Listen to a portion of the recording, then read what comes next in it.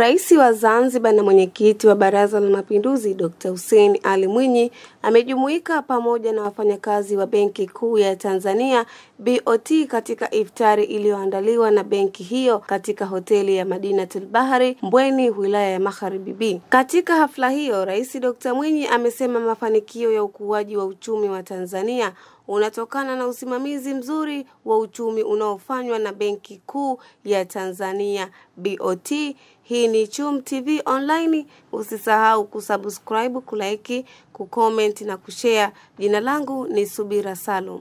Niipongeze Benki Kuu kwa kazi kubwa, kazi nzuri wanaoifanya ya kusimamia uchumi wa nchi yetu.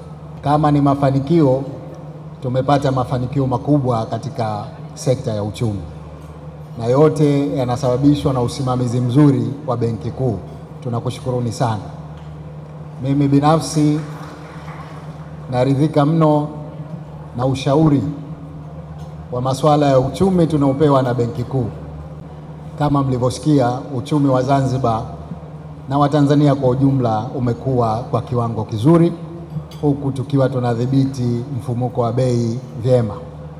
Kwa hivyo tutaendelea kupata ushauri wa Benki Kuu katika masuala ya uchumi ili tuweze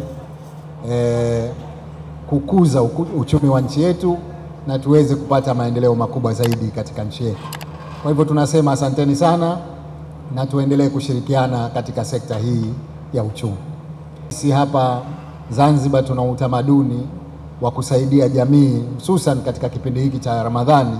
Kwa hiyo nashukuru sana kwamba na nyinyi Benki Kuu mnao utaratibu huo. Tunawashukuru sana na tunawapongeza sana. Sisi kama Benki Kuu ya Tanzania, kwa majukumu tuliyokabidhiwa ya kusimamia uchumi wa nchi hii kupitia sera ya fedha, tunakuhakikishia kwamba mpaka sasa uchumi wa Tanzania kwa maeneo yote ya Tanzania bara na Tanzania Zanzibar, uchumi uko imara. Sekta ya fedha inafanya vizuri, mfumuko wa bei mpaka sasa uko vizuri, na tunaendelea kusimamia uchumi wetu bila tatizo lolote. Nikuhakikishie tu kwamba majuzi tulikuwa na mkutano wa magavana wa Afrika ambapo Tanzania imeonekana ikifanya vizuri kwenye maeneo yote. Kwenye eneo la uchumi, nafahamu kwa mwaka jana uchumi wetu umeendelea kukua. Kwa Tanzania bara ulikuwa kwa 5.4, kwa Tanzania Zanzibar pia umekuwa kwa takribani 7%, na yote haya ni kwa sababu ya uongozi wenu. Lakini kwa mfumuko wa bei pia hali imeendelea kuwa nzuri.